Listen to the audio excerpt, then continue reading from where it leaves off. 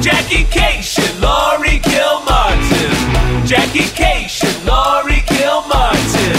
It's the Jackie and Laurie Show. The Jackie and Laurie Show. It's the Jackie and Laurie Show. The Jackie and Laurie Show. Oh my God, I've seen so much of you. I can't. Yes. It's astonishing. Right. This is what it would be like if we were really friends. You'll be happy to know that when I'm in the Europa, my phone works. I'm not happy. Yeah. We'll check in. There's going to be 3 weeks when we won't talk to each other at all. I know. And I can't possibly save up. I won't remember. I just won't. Make some notes. Bring a separate notebook. Bring a Jackie and Laurie notebook and just make notes. You have them all. I have totes. Oh, I'll give you one. I'll totes give you one. I have I have things that I can carry around. You have notebooks. Yeah. I might have the inventory notebook. It's a great story. Hey, here we are doing the Jackie and Laurie Show. Is this one for April 22nd, Kyle? Possibly. We don't know. 2019, right? I don't even know what year we're in now. We're way far ahead. We're taping this March 31st. Right. So this is almost 3 weeks in it. Yeah, this will be the last one. Yes. I have my YouTube studio set up. Alex Cole came over and really helped me put it together. Oh, that's cool. Yeah. How did it look? Well, I'm going to record my little snippets tonight. I have it all ready to record and plug and play, and hopefully it doesn't look shitty. Okay. It probably will. Initially, it might be troubled, but then it'll all jet. Maybe I'm sure a few men will. You're putting another iron in the fire. Provide a criticism in the comments on how to do it better. You can turn the comments off. I do. I always turn the comments off. One of my YouTube heckler videos is somehow popping up on people's you also may like type. Oh, okay. And I'm getting like 3 or 4 comments a day. It's weird. It's like a 3-year-old video, and all of a sudden people are watching it. Well, the internet is vast. Yes, but all the critiques and here's what you should have done are from guys who clearly aren't stand-ups. Yes. Yeah. Yes. And who cares? It is so. Well, I don't care, but I read them. I'm interested. Maybe I won't. Do you always read all the comments, like after doing a Conan or a TV set? I read a lot of comments after Conan. I was just kind of curious because I was like, that's a good set. So whatever you can say, it's not going to hurt me. Like if you don't like me, okay, fine, I can't help it. If you hate women, I can't help you. Right. So I was just curious what the response. It's almost like that's an incredibly sane way to read the comments. I was happy with that set. Doesn't matter what you said. I wonder what you're going to say. Yeah, and it's like, what are we thinking about women now? It's almost like it's just a test of where society is when you look at comments on your YouTube channel on new videos and stuff like that. Sure. So we're not that far with women. That's what. No, that's my point. Not.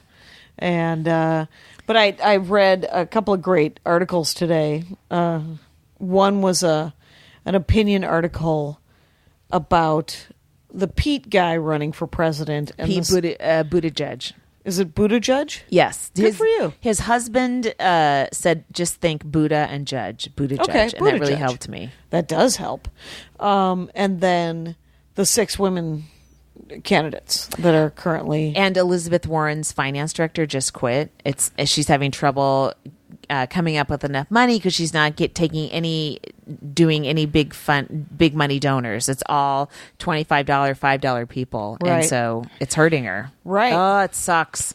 It sucks. But so the opinion thing was essentially just about the lens. The Buttigieg guy is getting just sort of a better pass at it than all the women. Yeah. As per usual. But all I did was post sort of a clip of how interesting that was and how it wasn't a slam on Pete. It wasn't a slam on that guy. It was just he was the example. Yes. And four men who I genuinely have known for 30 years were like, well, Pete's such a... And I was like, no. again, this is not what okay. We're talking about the media and how they treat women. Yes. And what the perception And how was. this country treats women. And here's the other thing. I read an article in the Hollywood Reporter today. It was an interview with, and I don't know how new it was. I think it was new. Yeah. With Chris Evans, who plays the Captain America. He plays my husband in my dreams. Yeah. Did you know that he went out with a comic? Who? Jenny Slate. Did you know that Jenny Slate was a comic? Oh, I know Jenny Slate. Yeah. I don't know Yes. Jenny Slate is my biggest problem. She was New York based for a long time. New York stand-up. Oh, Yes, good. and she was on SNL for a while, and she got fired for accidentally saying "fuck" on SNL. Oh, shit, that was her? Yes. Okay. Yeah. Oh, that's dumb. Yeah, it was stupid. And, so she, so he's talking about how much he hates Trump and how much he is, what he wants to do next after this next movie. And he's plugging the movie and he's doing all the things. It's the longest fucking article in the world. But one of the paragraphs was about how when he went out with Jenny Slate, she suggested that he read this book. It was a book of essays about how the patriarchy sort of affects women in general. Wow. And he said the line was really good. It was something like, you can't know something until you know something. And it was just really, he just sounds like a relatively sane dude. And then there were all these quotes from Robert Downey Jr. was like, the guy is just, he's genuinely a good guy. Someone was getting her Oscar and she kind of tripped a little bit and he scooted up and immediately helped her up the steps. I forget who it was. Right. Well, and there was another great line who said when he first took the Captain America, he was like, how do you make that guy interesting? Because that guy's like, no, I'll help you move. Yeah, if you need someone to walk your dog. How is that interesting in a superhero? And he has made him interesting. Yeah, sure. So, that's cool that Jenny Slate did that. Yeah. So I wonder what the book was. Did it? Yeah, she mentioned it, but I'll find the link. I posted it on my Facebook page. You could see it. So I did a lot of sets this weekend. Yeah. One of them was great. The other three were fine. They were not. Got the job done. They got the job done, which is not what I'm looking for in stand-up comedy. Dude, sometimes it's a job. Sometimes you got to kill or do your very best, and the crowd's not giving anything back to you, and you got to pretend like they are. Well, you know what? And I will say this, is the other three sets. Okay, so Friday first show I was at Flappers, Burbank. Right. Friday first show, magical. I said everything right, came up with new lines. Yeah. One of my new bits worked so perfectly. It was great. The next three shows, it almost worked. So it was close. It was one time I got the last half.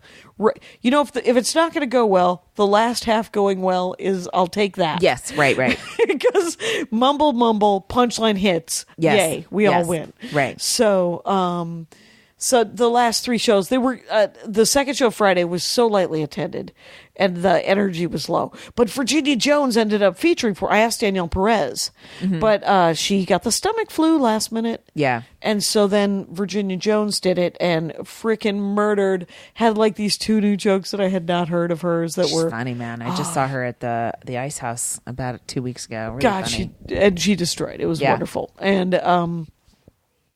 And then second, Saturday night, both shows were fine. They were just a little messy because I was trying to figure out order. Yeah. And when you change the order in a 45-minute set, you get lost and you figure out that you forgot to do something. Yes. And they liked all of the different bits, but they were not in the order to which I wish to put them all in a row. Right. So, and I ended up selling stuff Friday and Saturday first shows. And, did pretty good. That's cool. I'm there in May. That's right. You're headlining a weekend? Yeah, Mother's Day weekend. Oh, nice. I hope I can sell some books. The Sundays too? The Sunday as well? Sunday I'm going up to Grass Valley for a Mother's Day show in the afternoon. A specific Mother's Day show. Yeah, at a theater in Grass Valley, which Where's is a little Grass? It's about an hour north of Sacramento. Oh, okay. Yeah. So I'm flying out and then driving back and flying back. It'll be like an 8-hour day. Yes, that's a lot, with an hour show at the end of it. Yeah, that is a lot. But I had a set tonight. I did Atsuka's show at the Dynasty. It was fun. Oh, good. And I just did a spot, Oh, just a normal spot? Yeah. Oh, that's great. I have like one. It looked like it was themed. It's the back half of the show. Okay. Back half of the show is a game show of some sort. Yeah. And I kind of wanted to watch, but I had to come back here and, And talk to me. No, I had to put my kid to bed. Yeah. and then talk to you. Yes. And then I had 4 sets on Saturday. Here in Los Angeles? Yeah, and they were all at least 30 minutes apart. I had one at not a sorority, but like a house where students live. Oh, by USC? Yes, I've it wasn't. done that. Yeah, no, you haven't. It's a different one. Oh, it is. But it's right near there. This is what I think about the students of USC having us come to them. Come to a comedy club. I feel like I'm being brought on the backs of elephants. And I didn't feel like I could make a water polo joke. Or, I'm like, oh, it's too fresh for these guys. But it was somebody's like thesis about women in comedy, and it culminated in a stand-up show. Well, it was fun. Yeah, and it was fun-ish. And they have to do something. Yes. So I am as supportive as I possibly can. It was outdoors. It was in a driveway. The front yard. Front yard. Yes, and so have you done the driveway one? I have. Okay. And it was around 5:30 in the afternoon, so it was light. And there's just USC students walking back and forth, and it was just. It was almost like doing street magic or street. Busking. Yes, exactly. You've taken up some. But I got a very cool baseball hat out of it. Oh, it did you? Yes, bitches. Yeah, I'm pretty excited. That is fun. And then I was at the Laugh Factory, and I had a 7:45 at the Laugh Factory. Okay. So I got there around 7. It was kind of a pain in the ass to getting to USC. It's like rush hour on Saturday afternoon. It's ridiculous. So. Then the Laugh Factory, that's good. It was good. Good. It was. You were early in the show at 7:45. Yeah, it was nice. Okay, so and it was like Saturday night, so I didn't really fuck around or anything. Yeah. I did try this bit I've been working on for a long time. I put it after a really really strong chunk just to see how it would hold up, and it did not. Oh. Well, it didn't do as well. Right. Right. They were like, "Wow, this lady's amazing," and then they're like, "Oh, we don't get this." But beat from beat. But it's good to see if it's something you normally close on. If you put it early, and then just see if another joke can follow it. Yeah. Just to see where it is. Yeah. Just mix up the order. See how strong it is. Yeah. See how strong and. And then I was at that's 2. That's 2. Then I rushed over to the Blue Rooster, which is an art supply store in Hollywood. But in the back, they have like a performance area that they also teach classes and do like you can draw a nude model and stuff like that. So it's in a different part of the store behind it. So there's a performance space. Yeah, so that was fun. And they had a show. Yeah, they had a show. I would do Megan that. Gailey. Oh, okay. Yeah, it was really fun. And then I went to a backyard show. So I started in a front yard and I ended in a backyard. Oh, I wondered what that tweet meant. Yeah. And that was Jamie. Where was that? Oh my God. Blah. I'm blanking on the last name. But anyway, it was in NoHo. And oh, wow. yeah, it was really fun. And I was rushing, and then I got there like 45 minutes early, and I started to get really tired, and I'm like, I want to be home. Oh, right. And then Lizzie Cooperman just destroyed right in front of me, and I'm like, I want to go home. Can I just fly away? Yeah. And then this set ended up being really fun. Sure. And it was good. And that's one I need to listen to because I think I said stuff correctly. But the other thing I'm finding out is like I keep tweaking these little details so much that I forget which tweak I'm on. And I'll be telling the joke or the bit and I'll be like, wait, how am I trying it tonight? And that one hair of a second where you're like wondering, that's when you lose the audience and however you try it, it's not going to work like it should because you aren't 100% there. Mm-hmm. Mm-hmm. So anyway, but I did come up with a new add-on to a joke that's like hit or miss that maybe will make it more hit, and a new joke that precedes that one that I think helps kind of pave the way a little bit.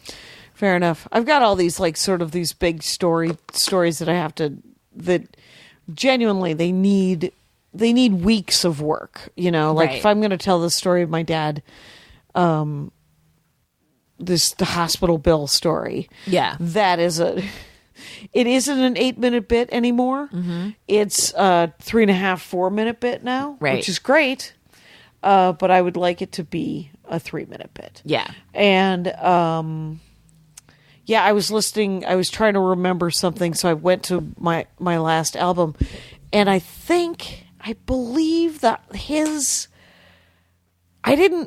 you eever listen? No, you probably not. But, but You can answer that question before you I can finish answer. it. It's because sometimes I'll be listening to the albums, my old albums, in an effort to either remember jokes for a specific show, or to make sure I'm not going to repeat a joke on the next album. Right. And I will listen to the track. Then that's how I split up the jokes. And I was listening to the Heroes album, and I'm like, that should have been 4 jokes. I should be getting 4 different royalties on that, because if I right. cut the tracks too long, they play the whole track. Yeah, and you only get You get the 12 cents or whatever. Yeah. And so I don't. But whenever I do a new album, I have complete control over where the tracks break. Yeah. Obviously, and I ought. Yeah. But but I need to remember this in the next album, that it'd be nice to split them up into different, like, smaller chunks. Yeah, although could a station go, hey, we don't want to play this whole 5 minutes of Jackie Cation because it costs us $9 instead of 5 minutes of some other comic who didn't break their setup that way? Right, like an 8-minute. I don't know that I'm not, in my Sound Exchange money, I'm not getting any sort of. People aren't playing the hospital. The spoiler alert, he lives. Is the 8-minute bit I'm talking about. That's not coming up in the royalty statements. Oh, I see. Yeah.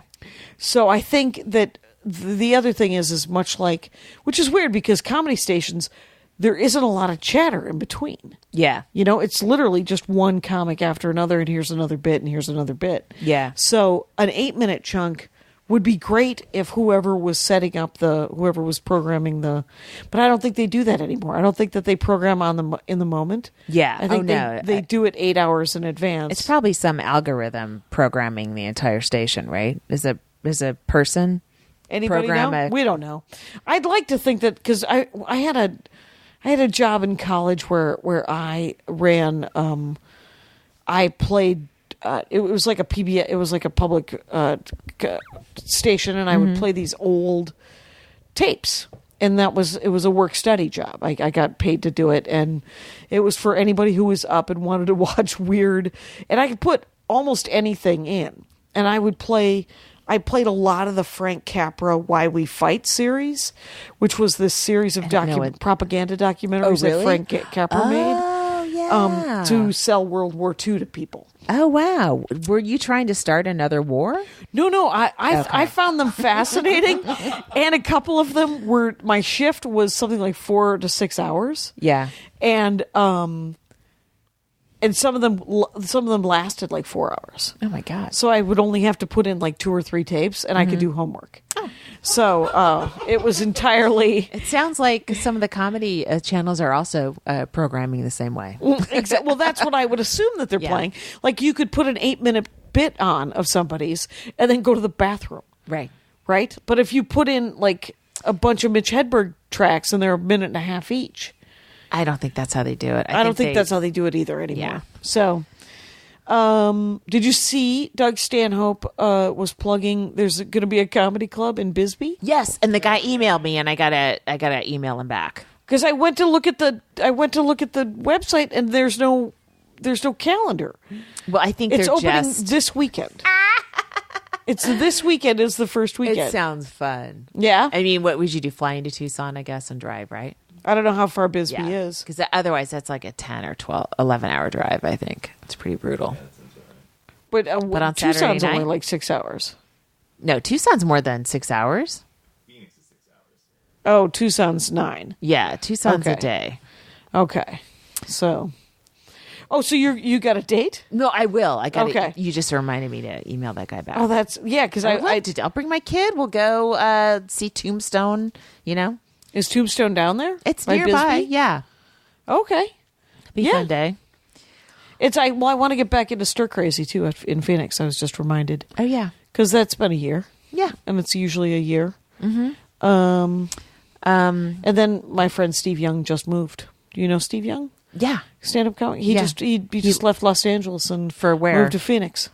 Oh, Yeah. all right. Yeah. It's affordable. Yeah, he's done. What do you mean he's done? He's done living here and trying to make it here. He's like, it's going to be fine. Yeah. Yeah, it's going to be. I'm going to go somewhere affordable and still do what I do. Yeah. Which is and hopefully he'll get plenty of sets in Phoenix. It's got a good scene. I went to this Saturday was like, so in addition to 4 spots driving all over the place, Right. I left the house at 4:30 and I was driving and performing for 7 hours, maybe 6 hours. In the morning, I went to this WGA meeting. Oh, right, because of the vote. Yeah. Here's the thing. First of all, I was a little behind on my dues. I forget stuff. So I wasn't, my account You was weren't in current? arrears. Yes. And I sent them a check, but they didn't get it in time for my vote. But I did say, I'm voting. If you can squeeze my vote in, my check's in the mail. It's coming. Yeah. But basically we all, everyone voted. It was almost unanimous. It was like 95%. Right. There was something like only 382 people said that they wouldn't fire their agents. That they were fine with packaging and Yeah. making less money. It's just like, okay, all right, good for you. So I don't know, it's April. What's the next step? Well, if the agents don't agree to sign to this code of conduct, which Yeah. is basically saying we're not going to participate in packaging, Yeah. then we en masse fire our agents, Right. all of us, which is crazy. I mean, it's weird because I'm in a package situation where I don't pay a commission to my agent because he's with WME and WME Right. packages Conan, the Conan show. So it's kind of, I am keeping 10 extra % because of packaging. Because of packaging. I don't know how much I'm losing because the scale hasn't, risen that Right. much because there's no incentive for anyone to say, hey, scale should raise. You know what I mean? So Yeah. who knows? But when you look at the way they presented all the money that agents are taking and how they're not representing their clients in any of these situations, it's Right. like, And they're this not is- representing anyone individually. And so it's such a weird. Yeah, it's so obviously not what an agent does. Like Right, the whole purpose you of- have another job. Right. And that's fine. You could have that job, but you also, when you're an agent, it's like a legal thing. Like you're not supposed to work against your client, and so maybe you don't want that job anymore. Why are you 'cause trying to do both jobs? You got to recuse yourself from one of those two jobs. Yes, like 'Cause Jeff they are- Sessions. Is in complete opposition of those two tasks. Yeah. So either agree that you're going to have one job. Yeah. And you're going to either be really good at it and make all the money in the world, or you're just going to be okay at it and just make a living, or you're not going to be good at it. And you're not going to just keep getting part of packaging. Yeah, I mean, that kind 'cause of. they're playing like teams, right? Aren't they? The What do you mean? agencies, like they're a team, and they have a WME bench. is about to be bought by a hedge fund, which means, and you know I what? looked that up when you were saying that last time. When they when that happens to a newspaper, they start firing reporters because a hedge fund, their only goal is to make shareholders happy. And so your goal is supposed to make your clients happy. Right. Your But- goal is to get them work, and then you take 10% of it, not to worry about a shareholder. It doesn't make any sense that these two I things looked up exist like together. who owns the top 10 agencies in town. Yeah. And 2 of them are owned by hedge funds. Yeah. Currently. And some of them are owned by they're privately owned, and some of them are owned by 2 guys who are the sons of the 2 guys who started it in 1968. Goldwyn or whatever. But yeah, the the game is changed to game the individuals and to support the just like behemoth. everything else. Yeah. We're all working to make shareholders happy. Right. That's what this country's becoming. It's really disturbing. Anyway, hopefully this pushback will work, and maybe that will inspire or help other industries go. No. Yeah. I mean, I don't know how they can exactly, but I mean, it's so distressing what's happening to newspapers and news agencies. Right. Well, the whole world's getting. I mean, we're all just loose in a bingo ball, and we're just all getting shaken up, and we don't know how it'll all work out. But I think. I tend to think that on the other side of all of this sort of genuine nightmare stuff, You mean like kids in cages and stuff like that, it's that we will come through this stronger, and the casualties are real, but we will come through it not necessarily. And when I say we, I'm talking about humanity. I'm not talking about nations or whatever. But I think that there will be another time when justice is served correctly, where it isn't being. I mean, it'll be manipulated as it always has been, but on they keep moving the goalposts. it's just whack-a-mole. It's if you look through right now history, it's whack-a-mole. you're just okay. We put this fire out, and then it's another one over here. It's so right. It's things And throughout progress history, a little bit, but then you look at like the attempt at this abortion law in Georgia. It's like what? Yep, and Kentucky too. We're going back to going back to real. I saw some weird tweet. It was just all it was is in the 90s, science was like, "Hey, we've invented cloning. We sent a robot to Mars, and now scientists in 2019, the Earth is round. It's round, Right. you guys. Stop." And so like there's this celebration of morons and idiots. Yeah. And this, they're gonna. There's a science fiction book called A Canticle for Leibowitz where they killed everyone who could read in the beginning of the book because they blamed all the problems on. Well, we're safe now. I can't read 2 pages without falling asleep. And What about checking how's your Twitter. math skills? Oh my God. How they coming along? Okay. I think we're at a half an hour, by the way. 26. Let's throw to a Max Fun. Let's take a break and hear about Max Fun. If you like MaximumFun.org podcasts, chances are you are an enthusiastic consumer of good media. Which is why we're here to tell you about the Outlier Show on MaximumFun.org. The one that just doesn't fit. The Greatest Generation is a Star Trek podcast by a couple of guys who are a little bit embarrassed to have a Star Trek podcast, and that MaximumFun.org is probably a little bit embarrassed to call one of its shows. And that, more than anything, should inspire you to subscribe and download The Greatest Generation. What is this thing? Why is it here? Who listens? All of these answers can be found if you subscribe to The Greatest Generation using your podcatcher or by going to MaximumFun.org. Did you hear about Max Fun? Because we're just now. We're back. But we could also do this thing where we talk about the comic of the week. Yes. It was Shaondalia. You worked with her. I worked with Shaondalia White this weekend. She emceed all 4 shows.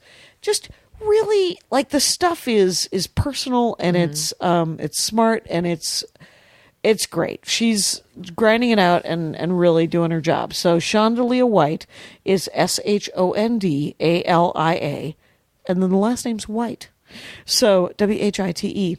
And that's her Twitter handle, @Shaondalia White. Cool. So check her out. Definitely. And she did she's married, she's black, she's married to an Armenian guy. Does many jokes about that. I mean, that's some comedy gold. They're relatively newly married, so she's got. I'm sure she's working on a half hour. Sure. Especially when you're new to a relationship and they're that different from you, it's like, oh, let me have a feast. This is amazing. Right. And then Friday night, Mary Basmajian did the guest set spot at Flappers, and so she did another 10 minutes about being Armenian. So by the time I got up, I didn't have to do anything about it. Have to or get to? Have to. Okay. And then the next night, Do you feel obligated to talk about being Armenian sometimes in Burbank? In Burbank, yes. I feel like It I needs should to be address addressed. it. Yes. Because there's so many Armenians out in the audience, and I'm like, you saw my name, you came to the show. They see IAN in a that's why they've surname, come. and they just make reservations nonstop. Yeah, and I'm like, you're destined for disappointment. And you insert the word Armenian guys when I talk about my dad. That's all I can tell you.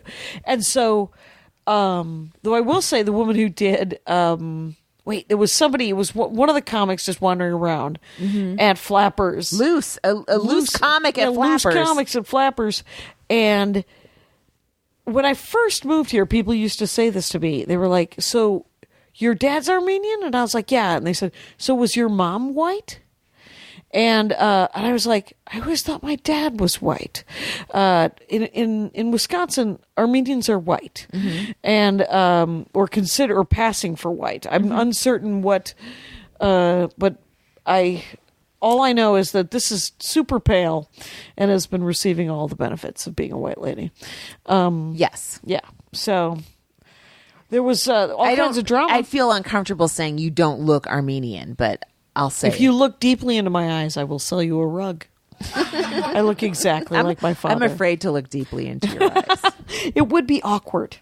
I will have to say this, is that you've seen the picture of my great uncle Haji. Yes. And it's so Amazing. funny because we have the same face and the same eyes. And he came from rural Turkey. Okay. And but a lot of negativity on Twitter this weekend. oh my God, so much. Just who's the mean guy who made fun of Patton's First wife. I don't know. I don't know. I could tell that he was trying to riff. Yeah. And I was like, you didn't fucking know Michelle, and I barely knew her. Yeah. And it still hurts my heart to think that you would say such a fucking thing. It's kind of gross. It's just gross and mean. You know, you gotta know somebody really well to do that. And maybe you don't do it on Twitter. You do it at a roast where they're there. You know what I mean? Like, I can see how you do that kind of a joke in that situation. If you were best friends with Patton and Meredith and sitting at there, and then you were best friends. Yes. You're Blaine Capatch. You're sitting at dinner.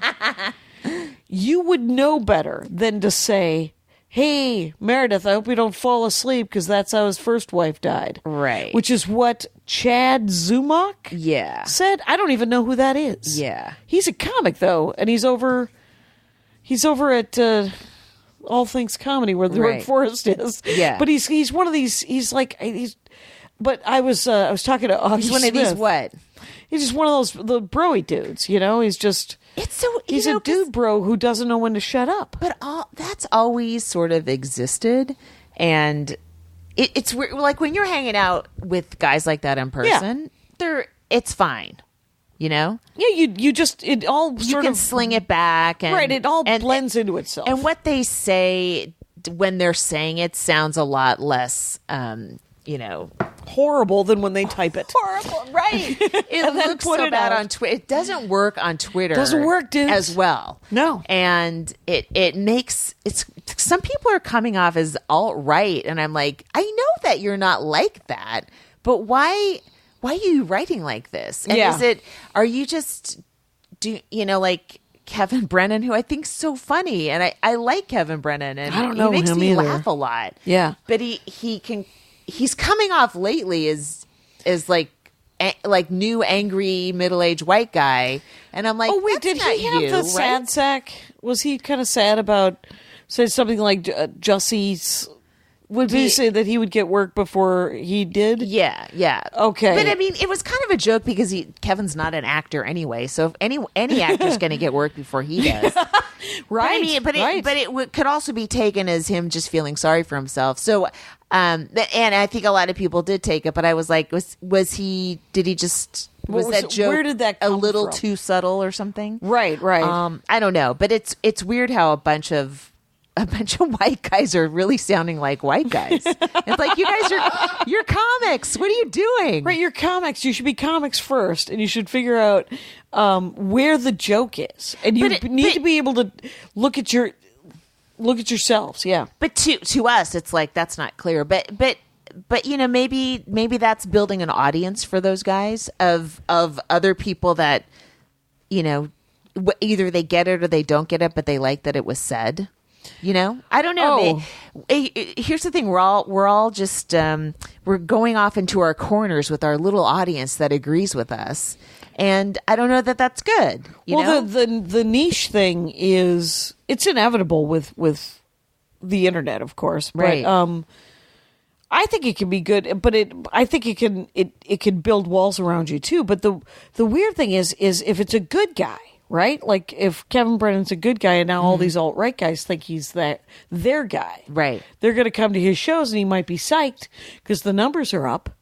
But then he has to hang out with douchebags. No, he doesn't. You could tell you can tell jokes that are like on they're worded carefully so it'll make you seem like you're one way when you're not that way.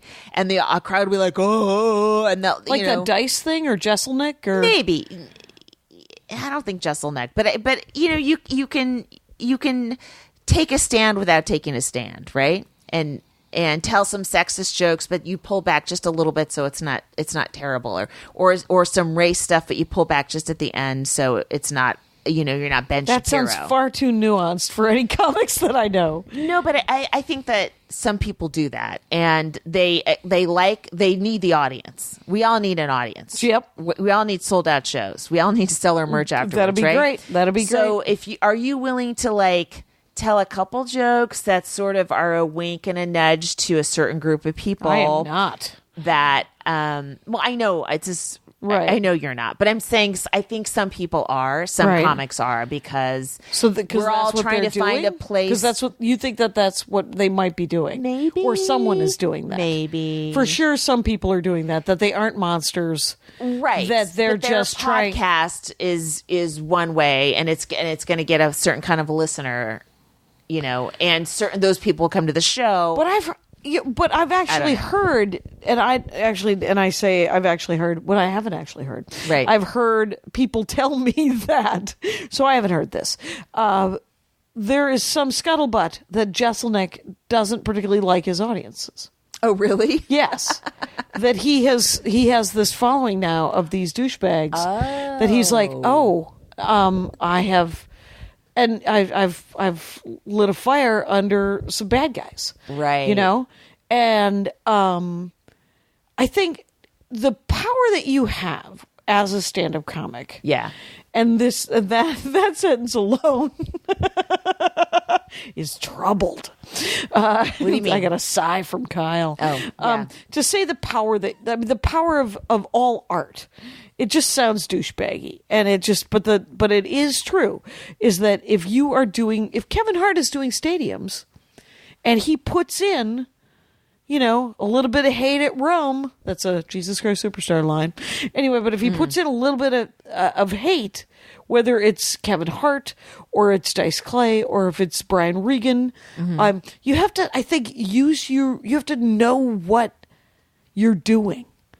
I think if you're a comic and you are just floundering around, just trying to get more seats in the room, I don't think guys at that level are floundering around. But I think not those three that I mentioned. There's mid-level comics that are trying to get something going, you know, and they're white guys in a time when.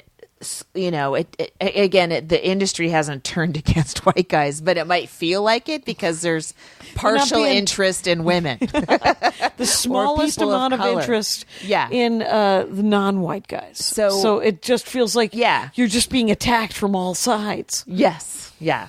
So there's I think a frantic struggle to figure out where your place is, and if you kind of came up thinking your place would be here, and all of a sudden, oh no, we're eliminating that place. It's like, oh fuck, what do I do? And maybe they aren't eliminating that place. No, that but place it feels is like it. But if your perception if you lost tells one you spot, you feel like your place was your eliminated. place has been usurped. And Glenn Beck started as a stand-up. Well, Alex that's Cole, what I'm wondering. Are we going to lose? Are some of these guys going to peel off into just some alt-rightness? Yeah, we are. Wow. We're totally going to lose those fucking dudes. And you're just like, what are you you doing for stage time? You know, and Right. And it is a commitment that I'm not saying it's not tempting. You know, we could all get puppets and fucking stand in front of large couches, and I mean, we could Large all couches. It was Gallagher, Oh. and it infuriated me as a child. So the Gallagher large couch infuriated me as a child because I thought it was bad writing. But it had nothing to do with me, so it doesn't matter what other people choose to do on stage. Mm-hmm. But I am fascinated when I see people sell the fuck out. And it hurts my heart when I know a guy where I've said this a gajillion times. He's not that. I mean, he means he's not that bad of a guy. Yeah. You know, and then all of a Right. sudden, he's essentially selling Home Depot tiki torches to Right. shitbags. Right. And you're like, well, then we don't talk. Did Owen Benjamin start as just a normal kind of douchebag? I don't know him. Okay. I don't know any of the. All I know is, from what I heard, is, and I don't have this under. I don't have all of the. Yeah. I don't know that this happened. Right. But this guy said to this guy when he Wait, saw who's him, this? Oh, okay. Yeah. "We don't talk anymore. Oh. He said, you and I aren't friends. We don't talk anymore." Wow. And he confronted him about it, and he said, we don't do it. And I can see him doing it too. Yeah, you know? yeah. And it is, that's more the person I want to be. You know, that's Right. That's, if you want to create a castle and it's built on the bones of you almost telling a bitch's man joke, or you almost telling a racist joke, Right. that's your decision. But I don't want to hang out with you, Right. because like this guy, this Chad Zumock guy, Augie was telling. I had ice cream with Augie and his wife and his kids tonight, and he was saying, the first time I met that guy was in St. Louis. I was headlining a St. Louis club, and I was like, "What club?" I've never played St. Louis, and he gets there, and the club owner says, "Hey, there's a guest set," and Augie goes, "Okay," and he says, "It's Chad Zumock," and he said, "I don't know him, but is there a problem?" And the club owner said, "This guy sent him." Oh, okay. Yeah, Okay. really good friends. Okay. And Og goes, "Oh well, I trust him. I trust him. I Yeah. bet $5. And what's wrong with him?" And he said, Chad Zumock he got there 3 hours early, and he was in the mall making karate chops as he did laps around the mall. What? He was just making karate chops What? as he walked around the mall. What is happening? I don't know, but this is probably several years ago, probably, and this is the first night Augie meets him. And Augie, Jackie, it might be a good way to warm up. Now, Right. let's not discount it right off the that's bat. what Augie said. And Augie said, "Well, a guy I trust sent him, right?" And so he says to the club owner, "I will bet you $5 that guy turns out to be funny." So the guy goes up. He's a minute into the set. Yeah. Augie walks up to the club owner with a $5 bill in his hand and just hands it to him. Oh my god! And Augie told me tonight, he said, I told that story to Chad about 6 months ago. And I said, I would never tell that story. But because of the joke he did about Patton's wife, fuck that guy. So feel free to tell that story on the Jackie and Laurie show. And I said, I will. Cool. Yeah. So Og's one of the good ones. Oh, yeah, You know that. definitely. And I forgot to ask him because he did that show out on Long Island that I did. Can I just say something too? Like, Yeah. Chad, he protected his tweets after a day, Oh, really? and I just like to. I'm not bragging, but the president's mistress came after me. Yeah. And sent her, a million.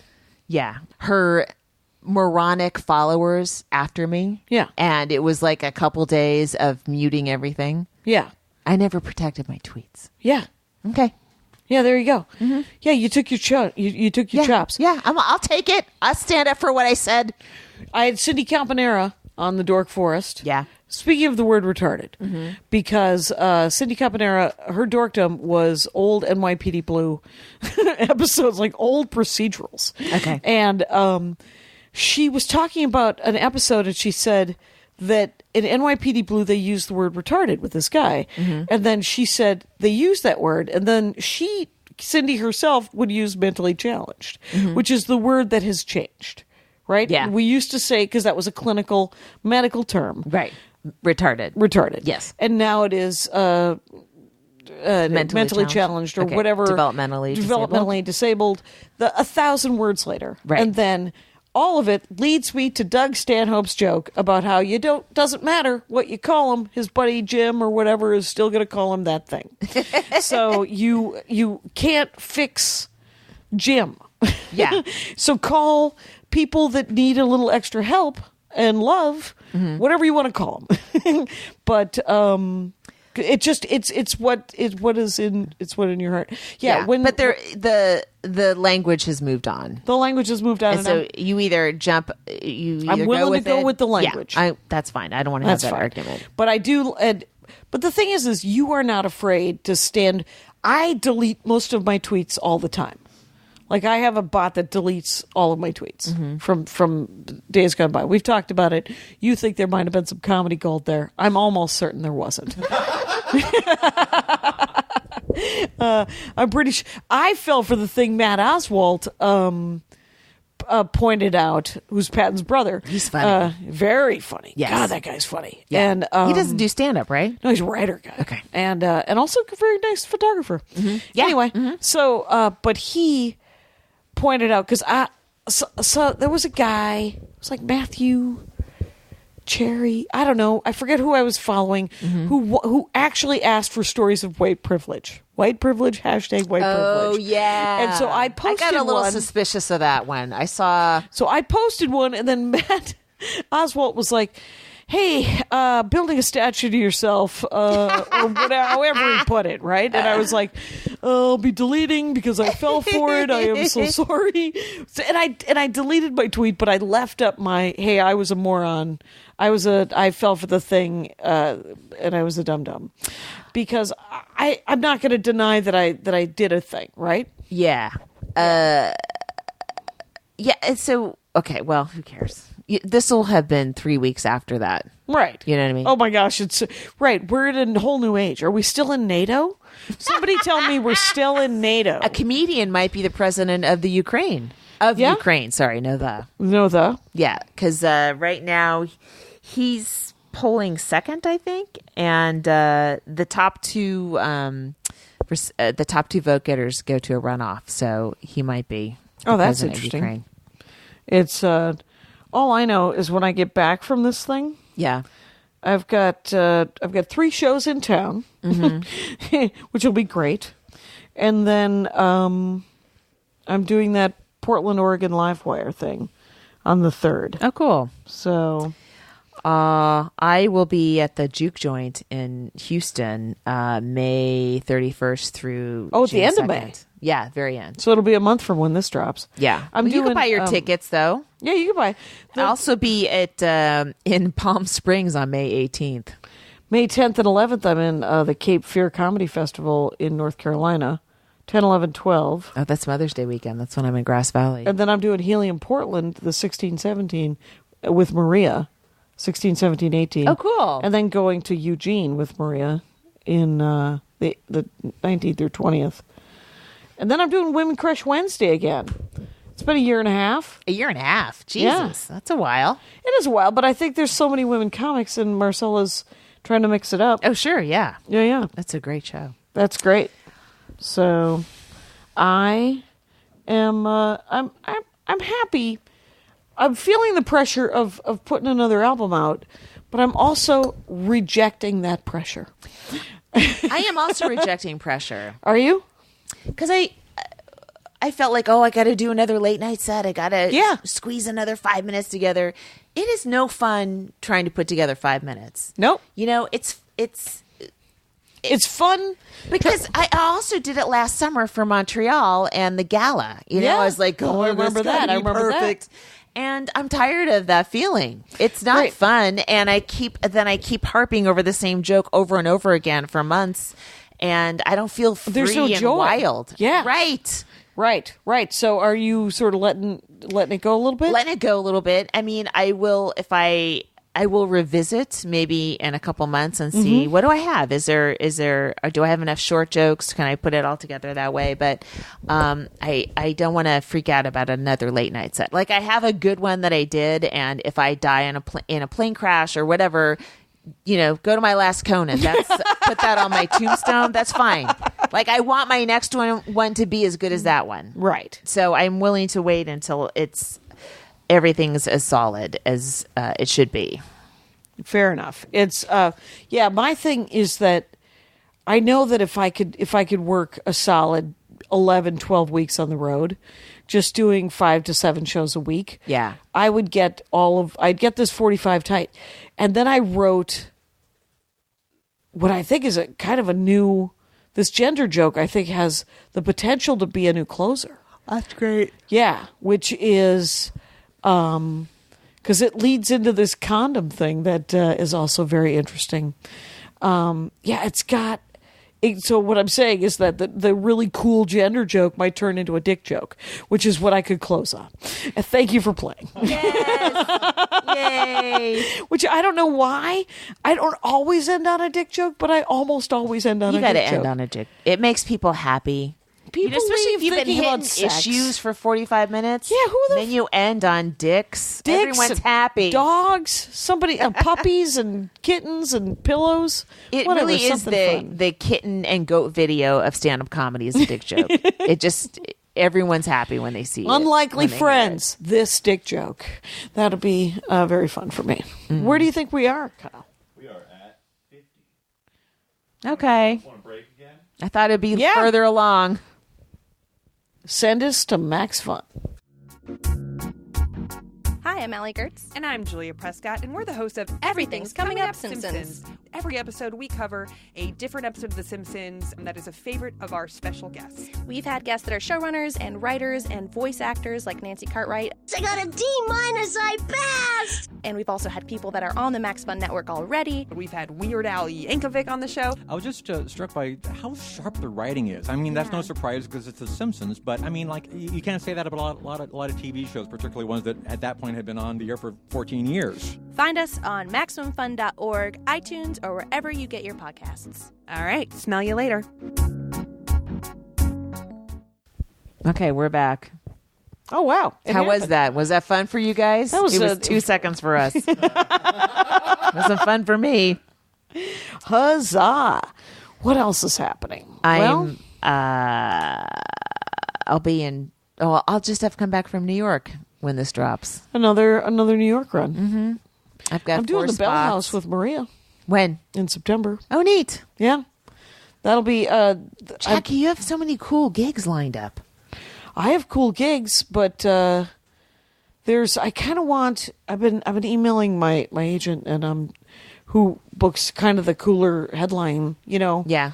And I was like, hey, can I work at these... Like, I've never done Dead Crow. Where's that? In North Carolina. Yeah. Is it a club or it's a club. festival? It's a weekend club. Oh, really? It's the Cape Fear place. Yeah, that's where Cape Fear is. But hopefully I'll get in after this. And that sounds fun. Is it a Friday, Saturday? I believe so. Yeah, in North Carolina, the Dead Crow, that's a Friday, Saturday, right? 4 shows. I want to work all these clubs. I want to work every club. No, I know. That's where we're in this room together. The 3 of us. The 3 of us all want to work every club. Yes, we completely support your dream. It turns out.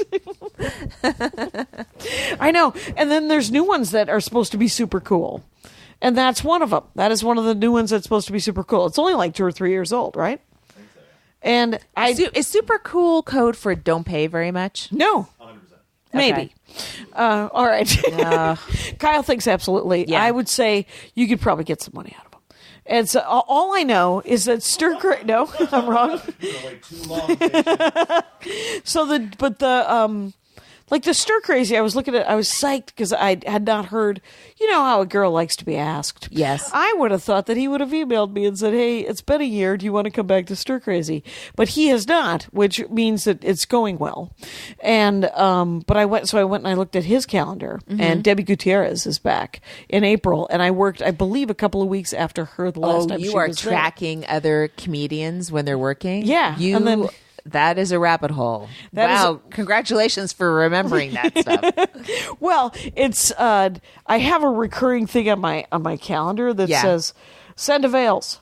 And it comes up once a month. Yeah. And I usually ignore it. Yeah. Because you don't want to send avails too often. You want to send them. I like to send avails for the next 3 months.